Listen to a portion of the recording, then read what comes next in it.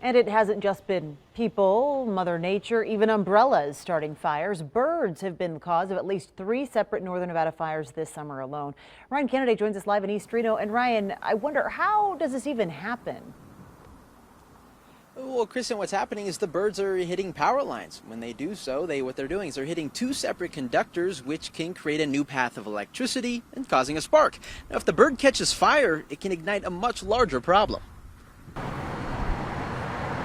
We see it all the time. A flock of birds, one next to the other, lined up on a power line. More often than not, this is harmless to the animal. But if it's not careful with its flight path, bad news can come to the bird and even us on the ground.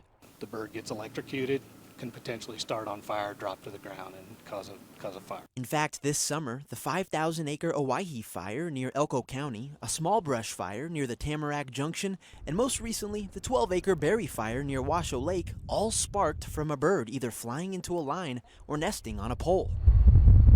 A lot of our lines were designed in the early 1900s. They didn't really take into account the spacing needed for birds to actually fly. But thankfully nowadays, there's a fix. Every time an animal is killed by a power line, NV Energy is required by federal wildlife agencies to retrofit the design. This includes installing insulator covers. Bird guarding, they call it, which is just kind of rubber tubing around electrical equipment. And replacing the older 8-foot crossarms with 10-foot bars to give more space to birds with larger wingspans. In some cases, golden eagle, but also red-tailed hawks, great horned owls, even common ravens are injured by the power poles.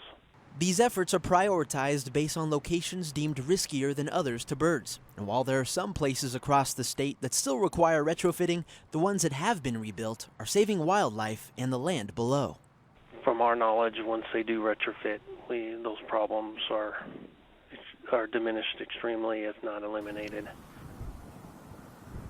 In 2017, NV Energy spent $2 million to make more than 1,000 structures across the state safer for birds. Covering the story live in East Reno, Ryan Kennedy, Channel 2 News.